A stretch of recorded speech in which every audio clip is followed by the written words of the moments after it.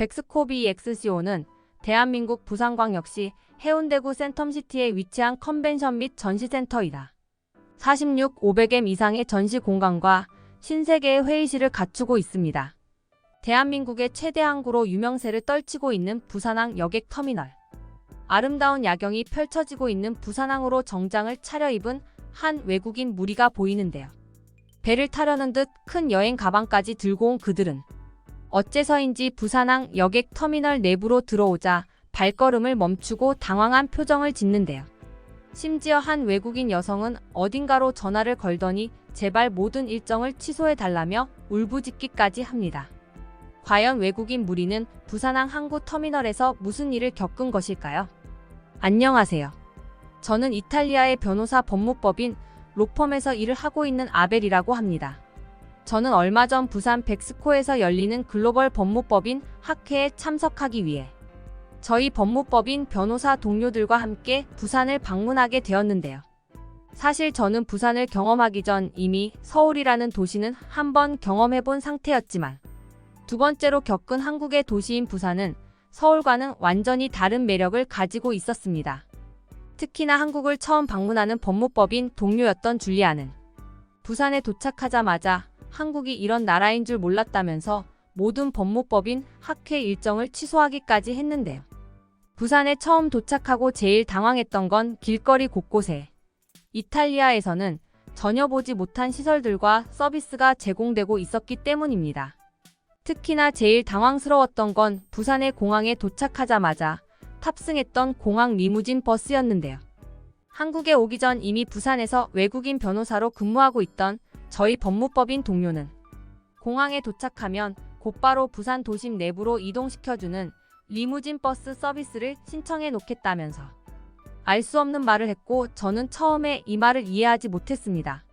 보통 리무진이라고 하면 고급화되어 있는 비싼 시스템인데 어떻게 이런 차량이 버스로 이용되고 있다는 걸까? 라는 궁금증이 생겼는데 실제로 한국의 김해공항 터미널에 도착한 저와 법무법인 변호사 동료들은 큰 충격을 받고 말았는데요.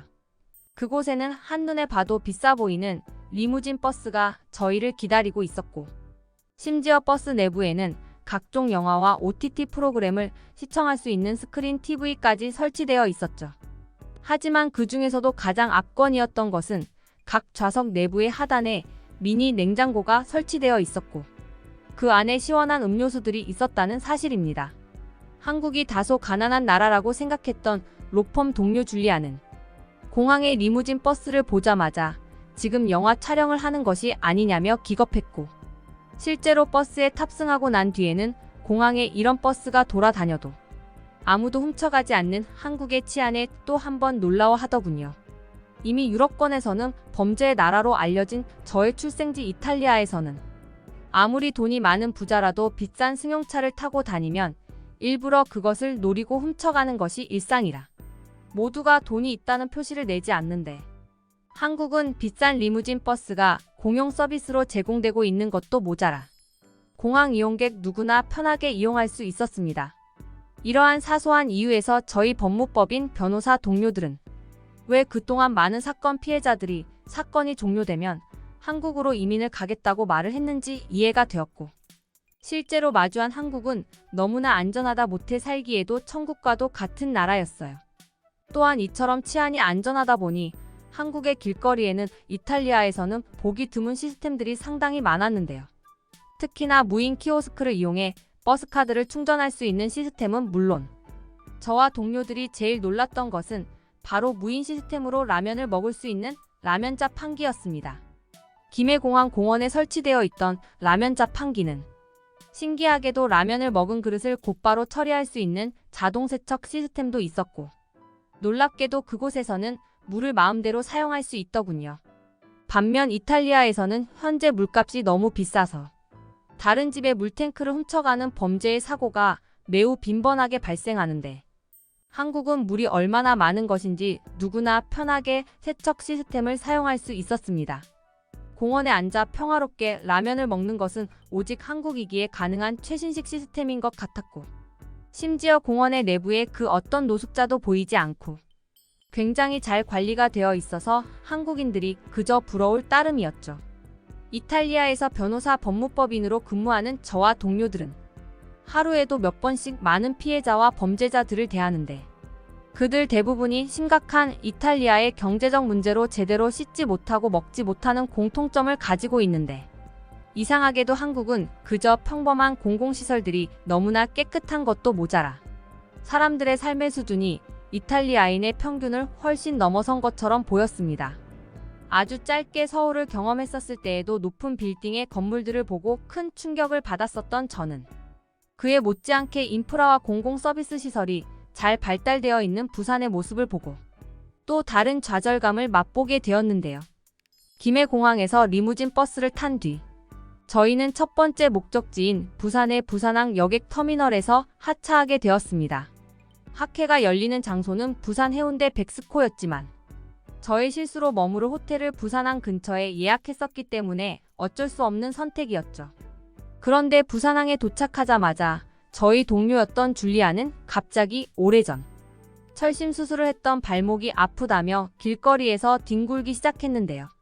하지만 이미 그때에는 병원도 문을 열지 않는 매우 늦은 저녁 시간이었고 저와 몇몇 동료들은 철심이 뒤틀린 것 같다는 줄리아의 모습을 그저 지켜보기만 할 뿐 아무것도 해줄 수 있는 게 없었습니다. 이탈리아에서는 저녁 6시가 넘어서 몸이 아프면 그저 아무것도 하지 않고 다음날 병원 문이 열기를 기다리는 것이 보통의 상식이기에 저와 동료들은 발목 통증을 호소하는 줄리아를 업고 없었죠. 호텔로 가는 행동 밖에는 할 수 있는 것이. 그런데 줄리아를 이려던 바로 그 순간 부산항의 이름이 적힌 근무복을 입고 있던 한국인 청년이 다가오더니 혹시 사람이 아픈 것이 아니냐며 항구 내부에 응급실이 있으니 지금 빨리 이용하러 가라는 알 수 없는 조언을 해줬는데요. 상식적으로 배가 다니는 항구 내부에 응급실이 있다는 말을 믿을 수 없던 저와 동료들은 아무리 한국이 격이 다른 선진국이라도 무슨 항구에 병원이 있냐며 손사래를 쳤는데 고통을 호소하던 줄리아는 너무 아파서 참을 수 없으니 일단 터미널 내부로 가보자고 난리를 치기 시작했습니다. 그런데 눈앞에 있던 부산항 내부 여객 터미널로 들어간 저와 동료들은 들어가자마자 눈이 휘둥그레지고 말았는데요. 그저 단순한 항구 탑승 여객 터미널이라고 생각하기만 했었는데 실제로 경험한 부산항 터미널에는 마치 공항과 다름없는 상당한 규모와 쾌적한 시설이 있었고 중심 통로에는 상당히 많은 외국인들이 포토존에서 사진을 찍고 있었기 때문입니다. 더욱이 놀랍게도 터미널 안쪽에는 저희 같은 외국인들도 알아볼 수 있도록 영어로 응급실이라고 적힌 공간이 자리 잡고 있었고 저와 동료들은 곧바로 줄리아를 업고 그곳으로 달려가기 시작했습니다. 이탈리아에서는 저녁 시간 이후 응급 의료 시스템은 거의 없다고 생각해도 될 정도로 의료시설이 열악해서 대부분의 이탈리아인은 아프면 아예 직장을 쉬고 휴식을 취하라는 말이 있을 정도인데 한국의 의료 시스템은 상황이 완전히 달랐죠. 그리고 이러한 이유에는 이탈리아의 대부분 병원 의료 시설들이 저녁 6시 이후 문을 닫는다는 황당한 이유도 한몫하는 것 같았습니다. 그런데 평범한 부산의 항구 터미널에는 전혀 상상할 수 없는 규모로 응급실이 자리 잡고 있었고 이곳은 여객 터미널 이용객뿐만 아니라 외부의 인원도 비상시 사용 가능한 의료 지원 시스템을 갖추고 있었는데요. 일단 오래전 철심 수술을 했었던 발목이 아프다는 줄리아를 응급실에 맡긴 저와 동료들은 곧바로 수술을 진행할 수 있다는 한국인 의사분의 말에 한숨을 돌린 뒤 여객 터미널 내부를 둘러보기 시작했습니다. 다행스럽게도 부산항 터미널의 응급실 의사분은 1시간 정도의 간단한 수술만 하면 철심 제거나 위치 이동 수술이 가능할 것 같다면서 조금만 기다려달라고 했고 외국인 여행 보험으로도 어느 정도 의료비 지원이 되는 엄청난 시스템이 갖추어져 있었죠. 그런데 진짜 놀라움은 바로 부산항 이드 터미널 내부를 살펴보기 시작했을 때였습니다. 이탈리아와 같은 유럽권의 나라들에서는 보통 그 나라의 얼굴이라고 할 수 있는 거대한 공항에만 모든 시설을 몰아넣고 그나마 깨끗하게 관리하기 위해 노력하는데 놀랍게도 한국의 항구는 저희 이탈리아의 공항보다 더욱 큰 시스템과 쾌적함을 가지고 있었는데요. 그리고 충격적인 것은 항구의 터미널뿐인 그 시설 내부에 매우 다양한 커뮤니티 시설들이 자리 잡고 운영되고 있었다는 사실입니다. 앞서 줄리아를 맡겼었던 응급실 센터는 물론 항구 터미널 내부에는 간단하게 휴식을 취할 수 있는 수면시설과 운동시설, 심지어는 샤워까지 가능한 쾌적한 샤워실마저 준비되어 있었는데요. 이탈리아의 항구는 너무 더럽게 관리되고 있어서 모든 이탈리아인이 피하는 시설이 되어버린 지 오래인데, 부산항 터미널 내부에는 수많은 한국인들이 수면실에서 수면을 취하거나 샤워를 하는 등 배에 탑승하기 직전 다양한 시설들을 이용하고 있었습니다. 항구마저 선진국 한국의 인프라 시스템이 그대로 보이고 있었고, 영업 중 너무나 중요한 항구 본연의 목적에서도 상당히 편하게 관리되고 있었는데요.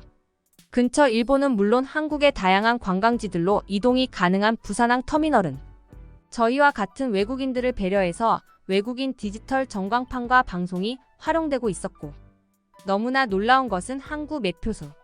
근처에 항상 저희와 같은 외국인들을 도울 수 있는 한국인 직원분이 있으셨다는 사실입니다. 놀랍게도 그들 모두는 3개 국어 이상의 언어 소통을 할 수 있다는 소개와 함께 실제로 다양한 나라의 외국인들에게 언니나의 배편 이용과 터미널의 이용에 대하여 너무나 자세히 설명을 해주고 있었는데요.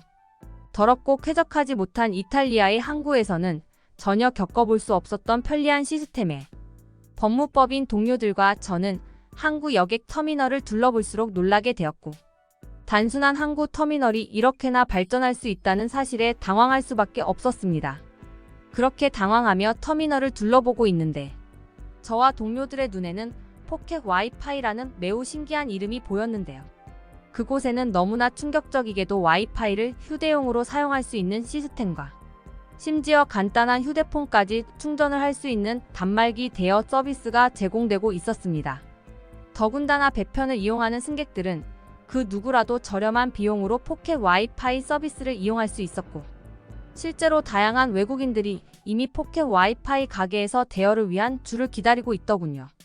통신이 제대로 되지 않는 나라 이탈리아와는 너무나 반대되는 모습이었고, 바로 이때 저와 변호사 동료들은 한국이 이미 따라잡을 수 없는 격차로 다른 나라들을 리드하고 있다는 사실을 알 수 있었습니다. 이탈리아뿐만 아니라 대부분의 유럽권 나라들은 그 나라에서조차 제대로 통신이 이루어지지 않아 전화 통화가 되지 않을 때도 많은데, 한국은 그 어느 곳에서라도 휴대폰을 자유롭게 이용할 수 있는 공용 와이파이 시설은 물론 바다 위에서까지 와이파이를 이용하기 위한 포켓 서비스라는 놀라운 기술이 서비스로 제공되고 있었죠. 만약 이탈리아에서 이러한 서비스를 실행했다면 가게 문을 열고 하루도 지나지 않아 와이파이 단말기가 싹 다 분실되었을 것인데, 놀랍게도 한국은 그러한 사고가 전혀 발생하지 않는 듯 자유 반납소에는 이미 많은 포켓 와이파이들이 반납을 기다리고 있더군요. 그 후 약 1시간이 지나 저와 변호사 동료들은 줄리아의 상태를 확인하러 다시 여객 터미널 응급실을 방문했습니다. 그리고 놀랍게도 그곳에는 한결 편안해진 표정으로 휠체어를 타고 있는 줄리아의 모습을 볼 수 있었죠. 심지어 터미널의 응급실 의사분께서는 자유롭게 휠체어를 이용하다가 근처 소방서로 반납하면 되는 도시 반납 서비스가 진행되고 있다면서 부담 가지지 말고 편하게 사용하다 근처 소방서에 반납을 하라는 충격적인 말까지 하시더군요. 한국은 제 생각보다 훨씬 살기 좋은 곳이었고, 이러한 무인과 자유의 시스템이 활용되는 것에 있어서는 최정점을 달리는 것처럼 보였습니다. 특히나 이미 한국의 의료기술에 대해 잘 알고 있었던 저는 줄리아의 발목 철심 수술이 완벽히 이루어졌다는 사실에 다시 한번 의사분께 감사 인사를 전했어요. 이탈리아에서는 의료기술이 문제가 아니라 수술을 위한 의료장비가 마련되어 있는 병원이 없어서 수술 자체가 힘든데, 한국에서는 이러한 문제들이 전혀 발생하지 않는 것 같았습니다. 특히나 아프면 언제 어디서나 치료를 받을 수 있다는 사실은 왜 지금까지 불편한 나라인 이탈리아에서 살았을까라는 미련한 생각마저 들기도 했는데요.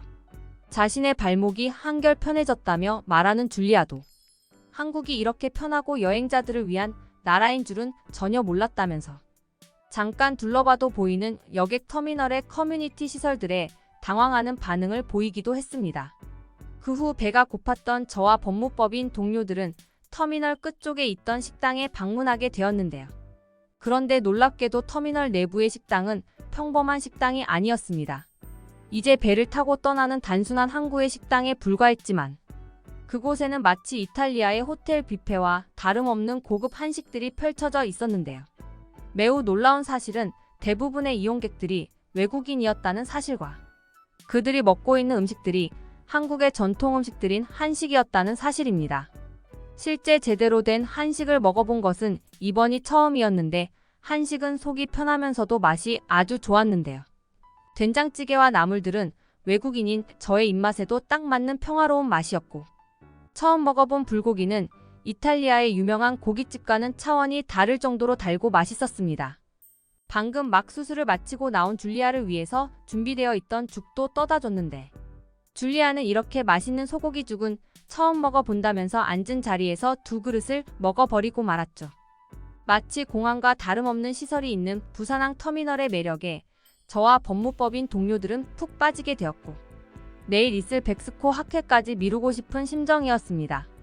호텔을 잘못 예약한 저의 실수로 방문했던 항구 여객 터미널이었는데 저의 실수는 한순간에 최고의 실수가 되었고 로펌 동료들도 저의 호텔 예약 실수가 없었다면 이런 멋진 시설의 여객 터미널을 경험하지 못했을 거라며 오히려 고맙다는 말을 하기까지 했습니다. 그런데 항구를 나와 밖을 나온 저와 동료들은 또 한 번 놀랄 수밖에 없었는데요. 그곳에는 이탈리아에서는 전혀 볼 수 없었던 바다와 항구 그리고 공원이 합쳐진 매우 특이한 수상공원이 펼쳐져 있었고 공원 중간마다 휴대폰을 충전할 수 있는 시설까지 준비되어 있었습니다. 아름다운 모양의 다리는 바다와 연결되어 있는 강을 가로지르고 있었고 야경이 매우 멋진 공원이었는데요. 이탈리아에서는 저녁 시간이 되면 대부분 공원들은 범죄 조직들의 거래 장소로 사용되고 있는데 놀랍게도 한국은 공원 그 자체의 매력을 충분히 즐길 수 있도록 야간 조명과 레이저 분수까지 진행되고 있었고 그 속에는 다양한 한국인들과 외국인들이 여유를 즐기고 있었습니다. 한국에 도착하고 몇 시간도 되지 않았지만 저는 한국에서 살면 어떨까 라는 생각이 들기도 했는데요. 백스코에서의 모든 법무법인 학회가 끝나고 다시 이탈리아로 돌아와 로펌 업무를 보고 있는 상태이지만 아직도 저는 종종 한국 여객 터미널에서의 신기했던 추억이 떠오르고는 하네요. 부산항 최고 터미널